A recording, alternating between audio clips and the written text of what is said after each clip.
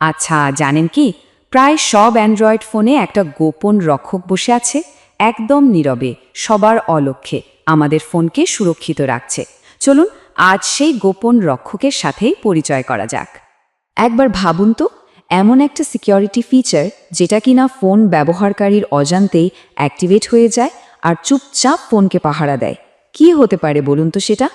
এটার নাম হলো এফআরপি লক।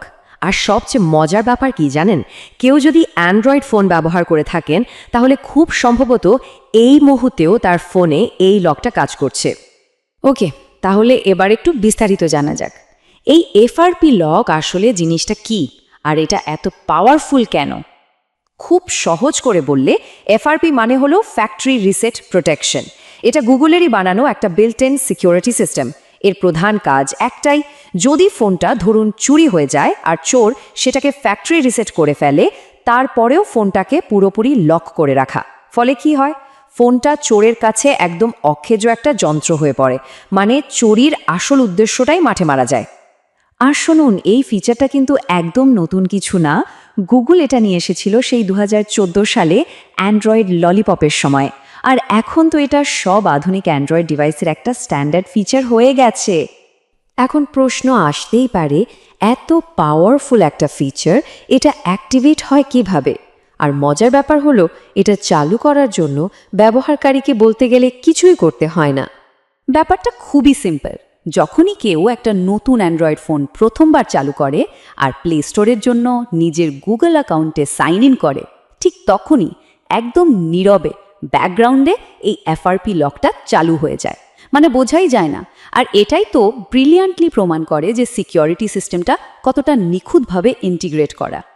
আর এটাই তো সবচেয়ে অবাক করার মতো বিষয়, কোটি কোটি মানুষ তাদের অজান্তেই এই শক্তিশালী সুরক্ষা কবচটা অ্যাক্টিভেট করে বসে আছে। ব্যাপারটা অনেকটা এরকম যেন কেউ তার ডিজিটাল জীবনের দরজায় একটা অদৃশ্য তালা লাগিয়ে দিয়েছে, কিন্তু সে নিজেই হয়তো সেটা খেয়াল করেনি। আচ্ছা, এবার একটা রিয়েল লাইফ সিনারিও দেখা যাক। মানে যখন ফোনটা আসলেই হারিয়ে যায় বা চুরি হয়ে যায়, তখন কি হয়? একবার ভাবুন তো, ফোনটা চুরি হয়ে গেছে। কি ভয়াবহ একটা পরিস্থিতি। মাথার মধ্যে শুধু ঘুরতে থাকে ডেটার কি হবে, ফোনের কি হবে। চিন্তা হওয়াটাই তো স্বাভাবিক। তো চোরের প্ল্যানটা কি থাকে? খুবই সোজা, ফোনটাকে ফ্যাক্টরি রিসেট করা, যাতে সে নিজে ব্যবহার করতে পারে বা বেচে দিতে পারে। কিন্তু ঠিক এখানেই এফআরপি লক তার আসল খেলাটা দেখায়, পুরো সিনারিওটাই ঘুরিয়ে দেয়।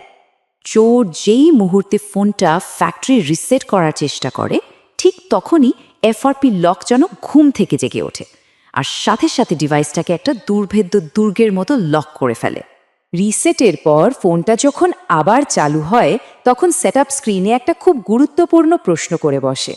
আর ওই একটা প্রশ্নই চোরের সব প্ল্যান ভেস্তে দেওয়ার জন্য যথেষ্ট। সিস্টেমের লজিকটা খুব সিম্পল।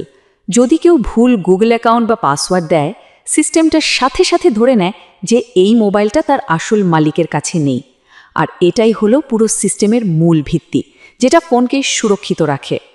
দেখুন, ভেরিফিকেশন প্রসেসটা কিন্তু খুবই স্ট্রিক্ট।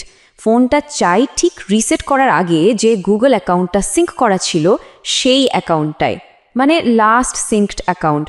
আর যদি সঠিক ইমেল পাসওয়ার্ড দেওয়া না যায়, তাহলে লগইন ফেল।